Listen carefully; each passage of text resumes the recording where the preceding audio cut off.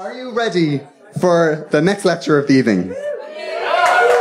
I'm so excited about this. I'm so excited because it's going to cleanse the palate of what has just gone before. Ladies and gentlemen, please welcome Ellen Coyne with My Pitch to be the Minister for Women.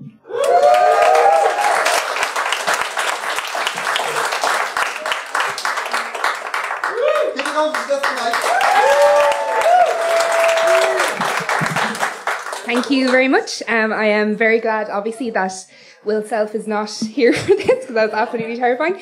My name is Ellen, and I am a reporter for the Ireland edition of The Times, and I cover politics and social affairs, which means that I spend a lot of time in Leinster House, which is awful.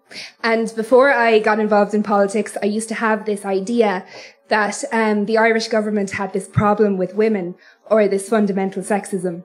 And then I started working in the Dáil, and I found that is 100% true, and has reaffirmed all of the preconceptions that I had before I got involved in politics. So I was asked to speak here this evening, and I decided to use it as a very selfish pitch to try and persuade you all that I should be the Minister for Women. And walking on stage, it dawned on me very, very lately that I suppose if I'm going to persuade you that there has to be a Minister for Women, it doesn't necessarily have to be me. But we have such a fine tradition of mediocrity in Irish politics, I figured I may as well give it a go. So I'm going to use the next few minutes to try and earn your hypothetical votes for a position that doesn't actually exist. And then I can launch a really meek matriarchal uprising and try and persuade Leo Varadkar to undemocratically install me into the current cabinet table and then enforce some of my policies. So, thank you. Oh, you're all on board already. It was so easy. Okay, so there are some women in the audience, which is good. It's a good start. And I know that it probably sounds kind of galling that all of your concerns and issues would be rolled into one person when you pay taxes and deserve to be represented by the entire government. But my concern is that at the current rate, by the time Irish politicians actually represent you properly and vindicate all of your rights, I think we'll all be long dead from some sort of willy-waving war started by the current White House administration. So I think when things are really bleak, you need like a blunt instrument to deal with them. So that's why I think we need a Minister for Women. And I'll be an honest candidate. I know that I have a lot to do because the Irish government has been failing you for about 100 years and made such a hames of dealing with women properly that they almost made unionism a feminist argument, because there's a lot of human rights atrocities that wouldn't have happened if we were still under British rule. And as someone who's all for taking back the six, that's something that's very uncomfortable for me to say.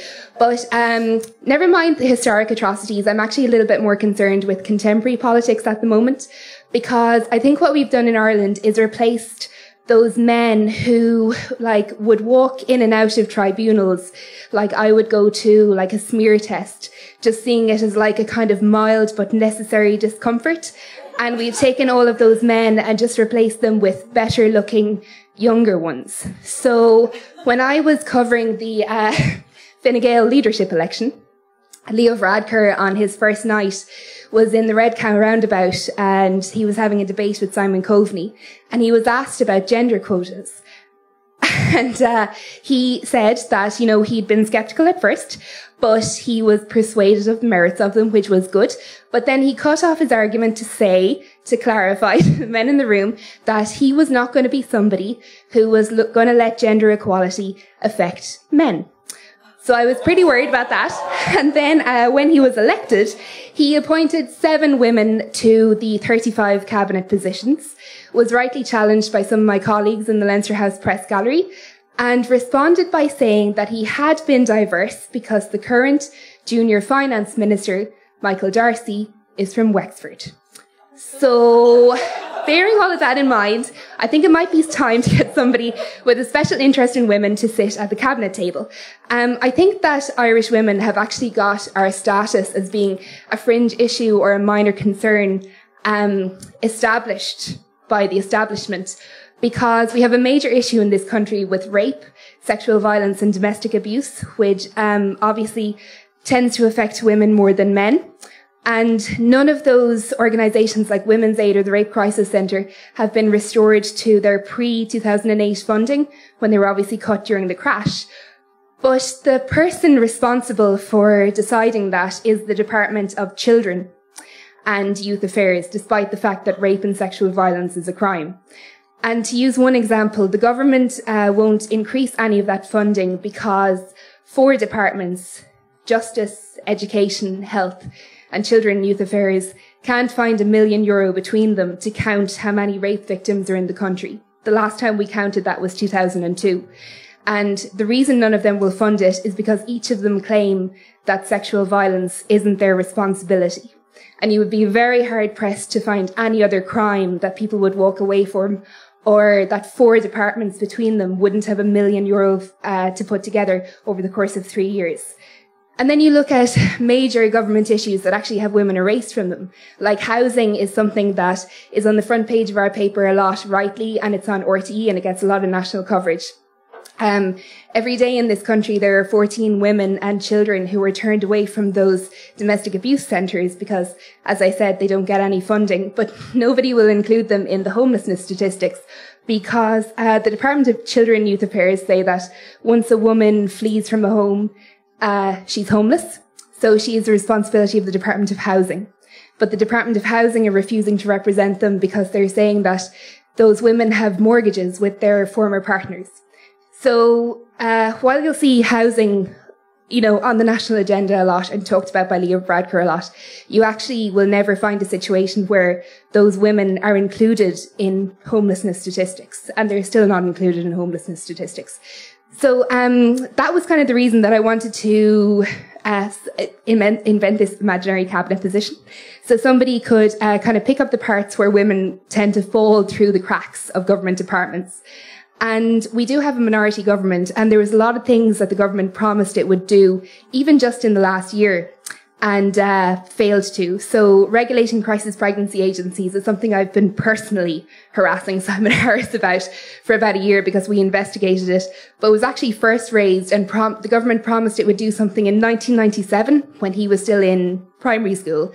Because there was a agency which was found to have illegally adopted a baby after it pressured a woman into having it by telling her that she would get breast cancer if she had an abortion.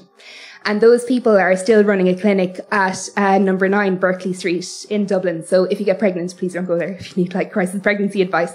And the government had also been promising since 2015 that if a woman dies in a maternity hospital, there will be an automatic inquest, because at the moment, a lot of women, a certain number of women are dying in maternity hospitals and no one is finding out why. This is something they promised years ago. It was all set to be passed in January this year, but it had to go on the back burner because Shane Ross had a judicial appointments bill that had to go through. So, as you can see, I know those things sound like small pieces of legislation that are put to the back every now and then, but this is something that successive governments have been doing over decades and decades and decades. So it does add up. And it isn't enough to have women in government if they're not feminist women. People like Mary Mitchell O'Connor were criticised for the job that she did in the Department of Jobs during Brexit, and suddenly Fine Gael found its inner suffragette and was claiming that the reason she was criticised is because she was a woman. But I'm afraid that isn't really exactly how feminism works. So I suppose, to wrap up my loose bit, the most depressing thing about my job is that while I'm writing about how shit things are for women, I'm never going to be unemployed. There's never going to be a point in time where I come into the newsroom and someone says that actually everything is fine, the patriarchy has been overthrown, and I'm going to have to move to the sports desk or start understanding what business write about. And I suppose over the last couple of years, with things like Trump and all that sort of thing, I started to realise for the first time that progress doesn't have a kind of natural momentum that keeps it going. And makes me a very depressing person when I'm coming from work and horrifying and scandalising all of my friends in the pub with these successive terrible, terrible things that the Irish government is doing to us. So on that note, I'm basically asking you to ignore my complete lack of political experience of any shape or form, but I have loads of experience of being constantly, incredulously horrified by the Irish government. We can have a mini coup and I will be your new Minister for Women.